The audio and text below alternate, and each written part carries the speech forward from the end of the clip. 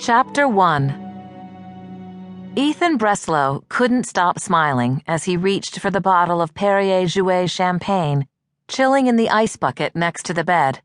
He'd never been happier in his whole life. He'd never believed it was possible to be this happy. "What's the world record for not wearing clothes on your honeymoon?" he said jokingly, his chiseled 6'2" frame barely covered by a sheet. "I don't know for sure.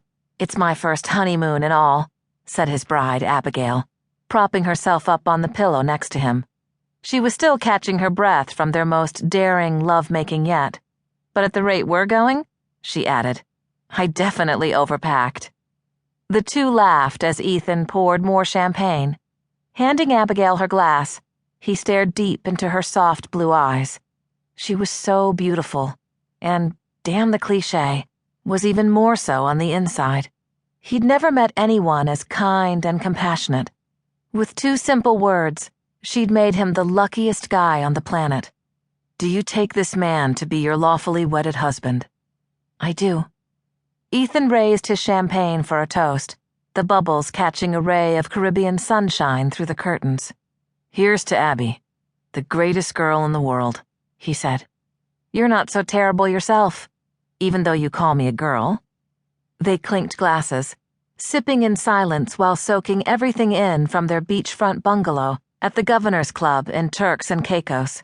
It was all so perfect, the fragrant aroma of wild cotton flowers that lingered under their king-size canopy bed, the gentle island breeze drifting through open French doors on the patio.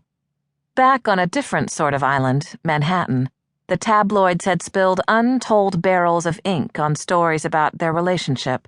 Ethan Breslow, scion of the Breslow venture capital and LBO empire, one-time bad boy of the New York party circuit, had finally grown up, thanks to a down-to-earth pediatrician named Abigail Michaels.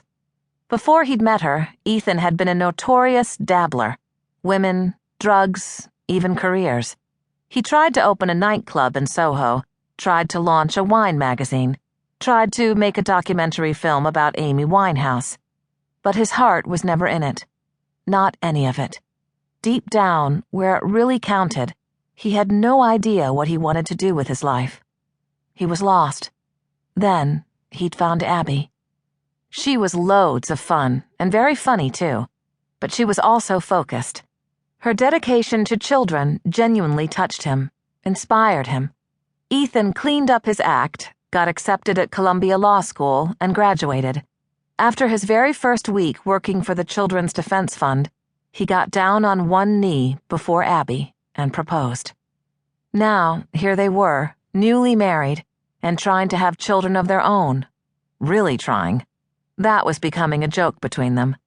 Not since John and Yoko had a couple spent so much time in bed together. Ethan swallowed the last sip of Perrier-Jouet. "So, what do you think?" he asked. "Do we give the do not disturb sign a break and venture out for a little stroll on the beach? Maybe grab some lunch?" Abby nudged even closer to him, her long chestnut brown hair draping across his chest. "We could stay right here and order room service again," she said. "Maybe after we work up a little more of an appetite." That gave Ethan an interesting idea. "Come with me," he said, sliding out of the canopy bed.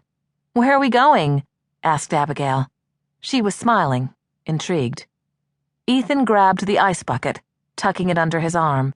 "You'll see," he said.